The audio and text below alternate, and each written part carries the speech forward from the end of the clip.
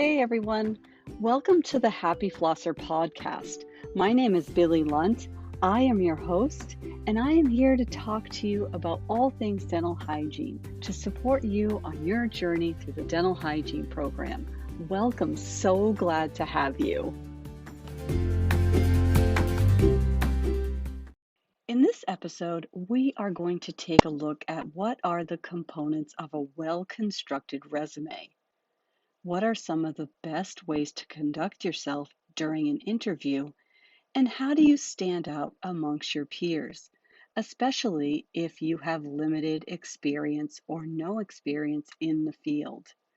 We're going to take a look at the best way you can present yourself in order to land your job, no matter what the job market looks like.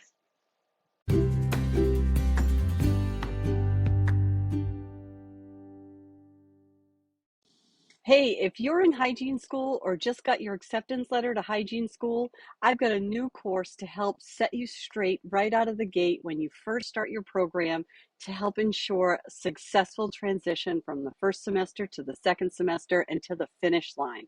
I will help you strategize all the key strategies that you need, understand what the challenges are, and overcome all the obstacles. Learning in dental hygiene school is different than any other program. You've got a lot of assessments that are evaluation style. You need to be able to plan and prepare for that and be successful so that you can become an RDH. And I'm here to do that for you. I have a new course, How to Be a Successful Dental Hygiene Student. You can click the link right in the show notes and I'll show you how to get it done. Congratulations on entering this profession. One of the best things you can do is start by conducting some research. I would go to the ADHA website and take a look at the workforce issues. Find out where the shortage areas are so that you know exactly how you stand in the job market and what people are looking for. It's assumed that if there's a shortage everywhere, or if there's an abundance of dental hygienists, there's an abundance everywhere. But that is just simply not true.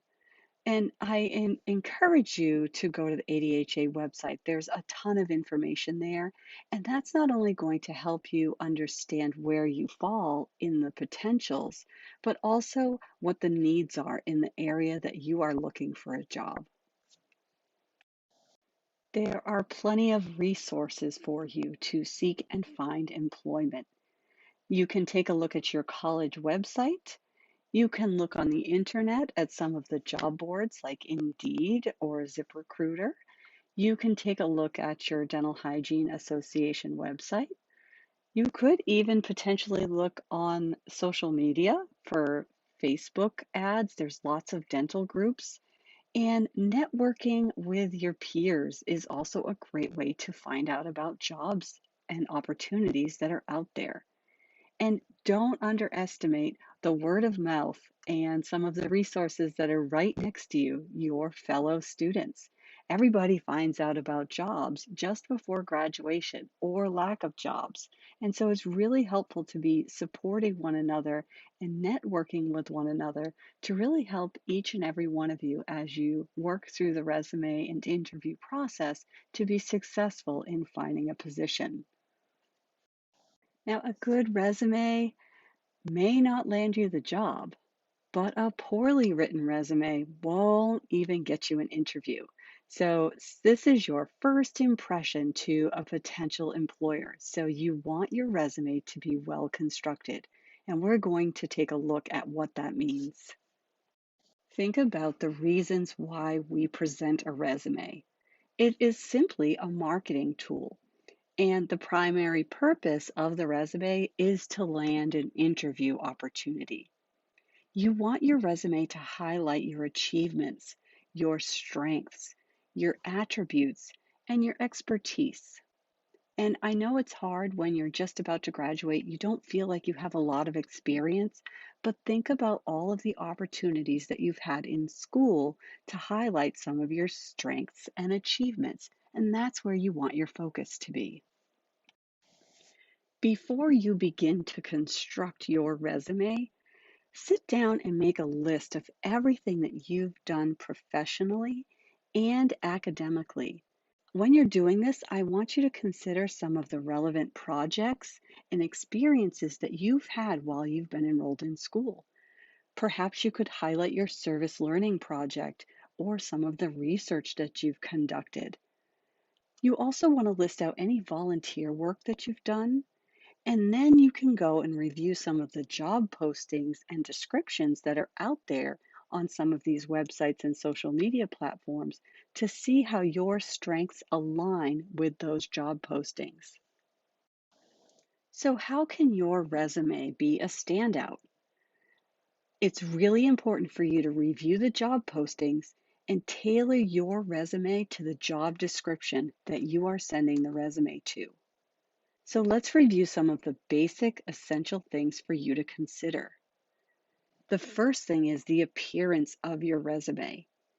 You want it to be printed on neutral color paper and printed only on one side. You do not want your resume to be longer than 1 page, and it has to be 8.5 by 11 paper with the margins at 1 inch. So these are some of the standard essentials of the appearance of your resume. You want it to be inviting and really easy to read with not too much information. You want to present the information uniformly and in alignment. And if you are using a template in one of the Word documents, you want to make sure that you customize it because you wouldn't want to submit a resume that looks just like someone else's. You also want to make sure that the font is 10 to 12 and it's Times Roman or Arial. The writing style, you want to use keywords from the posting position, right? That job description that you are applying to. Make sure some of those keywords in that job description are also in your resume. And you want to avoid writing complete sentences or paragraphs. You want to use an active voice and don't count on the computer to do the spell check for you. Proofread, proofread, proofread, and do the edits. The goal of writing a good resume is professionalism and perfection. I can't stress the editing enough. Now, there are specific sections of your resume. You have the header, which has your contact information right at the top with your full name, your address, and the full address is optional. You also want to have your email address and telephone number because you want them to be able to get a hold of you.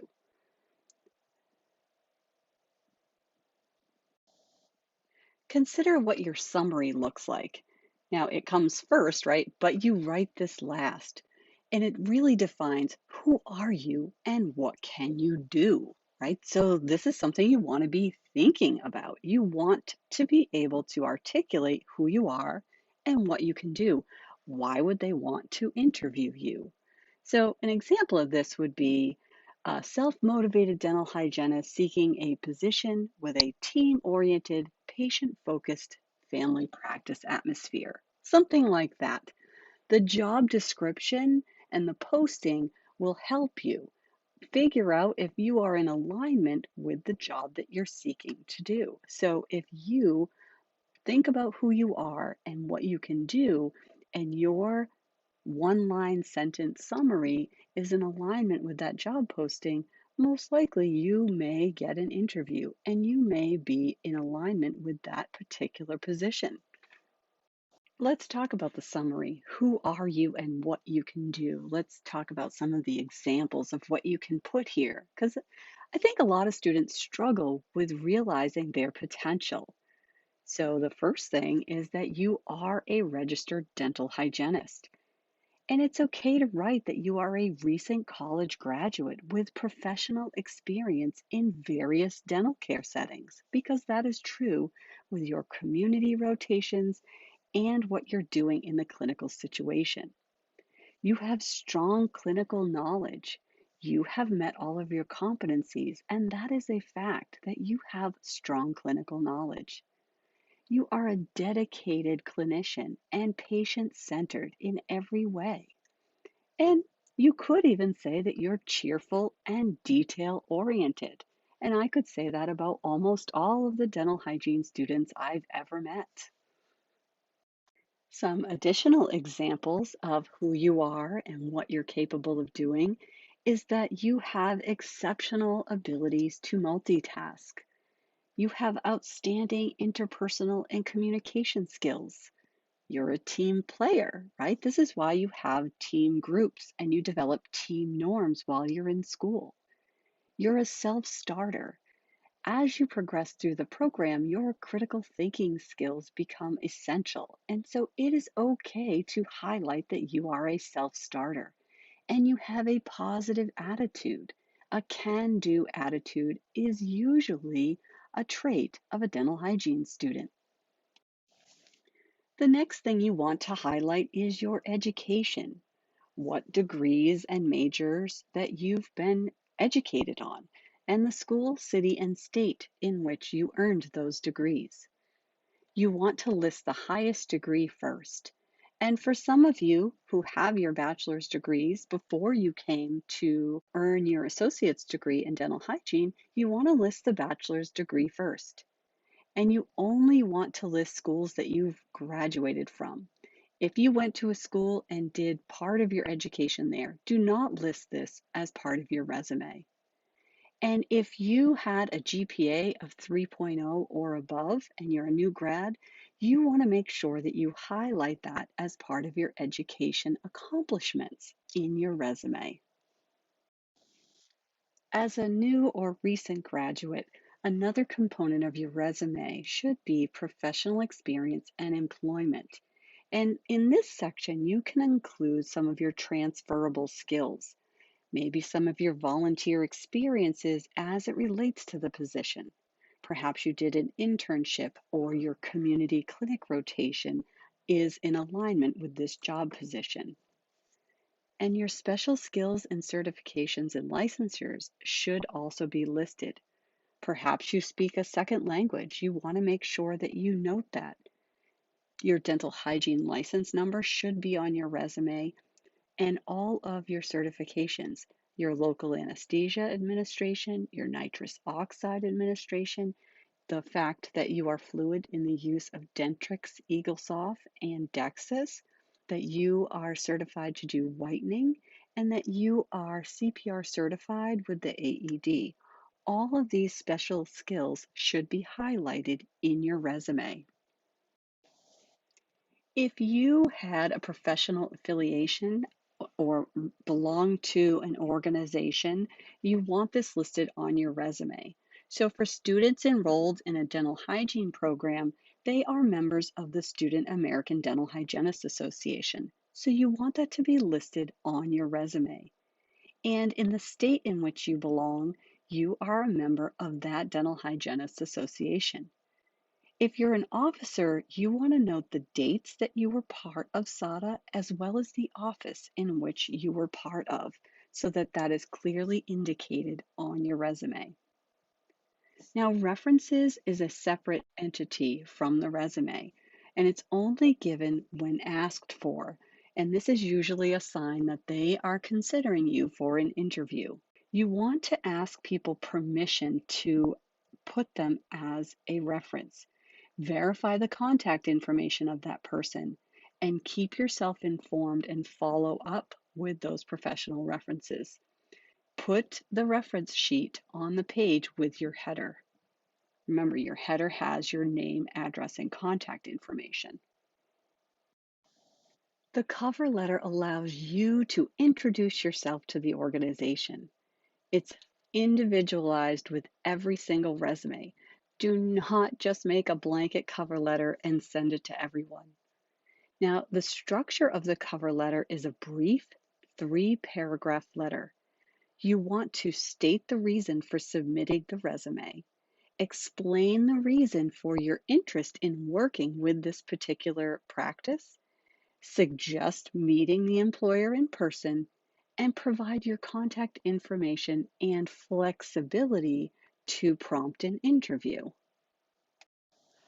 The format of your cover letter has 6 essential parts: the heading, the inside address, the salutation, the body, which is 2 parts, the closing, which is that third part of the letter, And then your signature is the final piece of the essential components of your cover letter.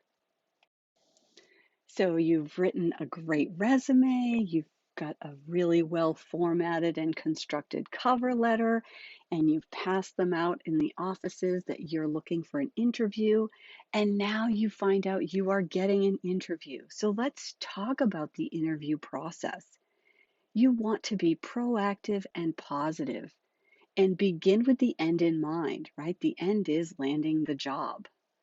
You want to consider the win-win opportunity and keep in mind the interviewer's point of view when you are answering questions and speaking. And there are different things that you have to consider. You want to wear professional attire, put yourself together really, really well, and be polished. And you want to arrive early. You want to at least be punctual. And think about some of the sample questions that you may be asked. So you want to try to prepare yourself ahead of time on how you would answer some of the most common asked questions in the interview process. So some of the most common questions are, how would you describe yourself in a working environment? Are you a person that falls apart under pressure? Or are you a person that's easygoing and go with the flow? So how would you describe yourself in a working environment? And these are things that you want to be thinking about. Why do you feel you would like to work with this practice? This shows that you've done your research and you've checked out the practice. You've understood the job description and you've understood the culture of that practice. So you're better able to answer this question. How do you handle constructive criticism? Do you get defensive? Do you implode? Do you get angry? How do you handle constructive criticism? Because as an entry level hygienist, there might be constructive criticism coming your way. What is your level of emotional intelligence? This is what the interviewer is looking to find out. How would you handle questions about fees from your patients? This is a difficult thing to navigate when you are fresh out of school and new to the field. How do you talk to patients about the cost of dentistry and the cost of treatment? Those are solid questions that probably will be asked of you in the interview process. So these are things that you want to prepare for so that you're not caught off guard when you're in the interview. Some additional questions. You might be asked, how would you handle an irate patient? And maybe you've had this experience in your clinical situation, and maybe you haven't. So, something to think about. What specialized qualifications or education do you possess? So, think back to when you were listing things out for your resume and build on that if that question is asked of you. It's important to know your why. Why did you become a dental hygienist? What motivates you and what moves you on the inside? Because if you know the answer to your why, almost any question that comes your way, even if you're surprised or caught off guard, you can always go to your why. What part of your career interests you the most? That's a type of question that you may be asked because they want to know more about you. Now, the complicated part of the interview process are the questions centered around finances. And you will be asked in one way or another, what kind of salary are you seeking? Or what is the minimum pay you will accept? Or would you be willing to start lower at this rate and work towards this rate? So you want to be thinking about the answers to those questions and how you'll respond to those before you get into the interview. These are really important things so that your interview is smoother. Now, you also have an opportunity to ask questions when you are in the interview. So, some of the clinical questions you may ask are, what kind of instruments are used in the office? And is the employer willing to order instruments that maybe they don't have and you desire? Are the instruments all shared among all the dental hygienists in the office, or does each hygienist have their own specific instruments? You might ask, what are the protocols for referrals? And to what extent are the OSHA standards practiced? Like, these are important questions. There are questions you don't want to ask. Don't ask for schedules to be altered before you've even been offered the position. And don't say that you don't have any questions at all. There are scheduling questions that you can ask. For example, who schedules the dental hygiene appointments? And what recall or recare system is practiced in this office? What's expected when the patient fails an appointment? This will give you an idea of the culture of this office. And how much time do I have for hygiene appointments for adults, children, new patients, patients with and without x-rays? Those are legitimate, safe questions to ask. Once you've finished the interview, you may be asked to do a working interview, which is typically the next step for some practices. This gives you an opportunity for you to get to know the practice a little bit and show off your clinical skills, and for the practice to learn a little bit more about you. You will be observed on what your interpersonal skills are with patients and what your relationship skills are with coworkers. The working interview is an advantage for the applicant for you to do. It's also advantageous for the employer to kind of a get to know you phase. This provides you with an opportunity to get to know personalities a little bit more because you've spent a day with these people that you'll be hopefully working with. One thing I just want you to keep in mind is that this is not a forever decision. If you are offered a position and you accept the position, and then there are things that occur when you are working in this practice that you don't agree with or that are not in alignment with you, your core values and beliefs, it is okay to sever the relationship and move on and use your interviewing techniques to be more mindful moving forward. You will experience setbacks in your professional life, and those setbacks are really just setups for your next opportunity. So don't feel like as you're graduating that you have to find your forever office, because that the reality is that probably won't happen. Just take it one step at a time. Find an office where it seems like a good fit, that you can develop your core skills and really grow as a clinician. It may not be a position that you stay in for a long time, and that's okay too. You will use your interviewing and resume writing skills in the future, and that's okay. You just want to find that first opportunity to have a chance to develop your skills. So don't put too much pressure on yourself to find the perfect job. If you finished an interview at an office and you walk out feeling a little befuddled, or maybe you feel really great about it, and you think, oh my gosh, I totally nailed it. I'm going to get that job. And then you don't land the job. How do you deal with that? What I want you to think about is that sometimes we can't see all the reasons why things occur. And if you were not offered the position, it's probably because it wasn't the position for you anyway. And there's things that you don't know about that office that just are not a good fit. So, what I'd like to say is learn from the experience on your reflection on how well you feel you did in the interview and how well prepared you were for the interview. But also know that you can't know everything about that particular job and position, and that you don't always know why they made the decision not to hire you and that it just wasn't a good fit. But what I've discovered is that when it's not a good fit, it's probably best that you were not offered the job because it saves you a lot of trouble and grief in the long run. So don't get discouraged if you go to an interview and you feel like it went really, really well, but then you don't end up getting offered the position.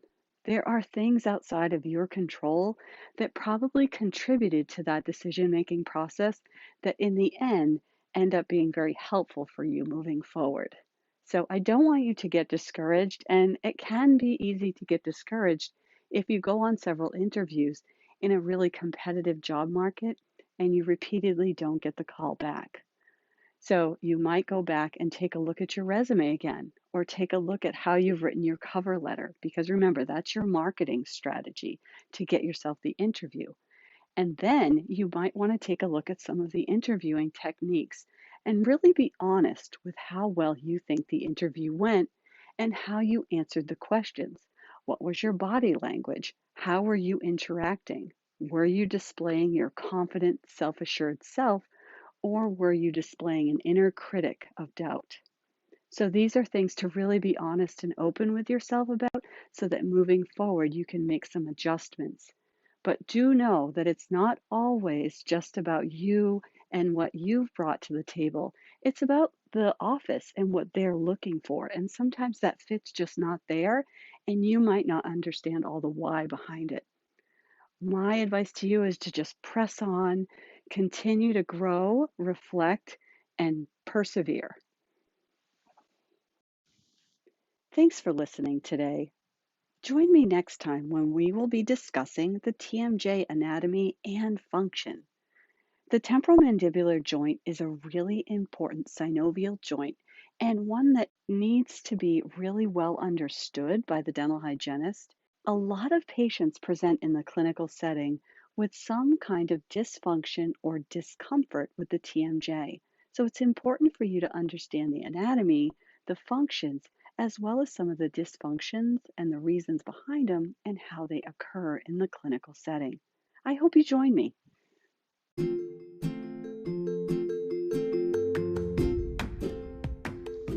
I would invite you to ask any questions at all that you need answered.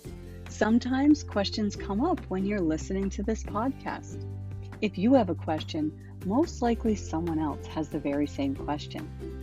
I'd be happy to answer it and would probably share it in a future podcast.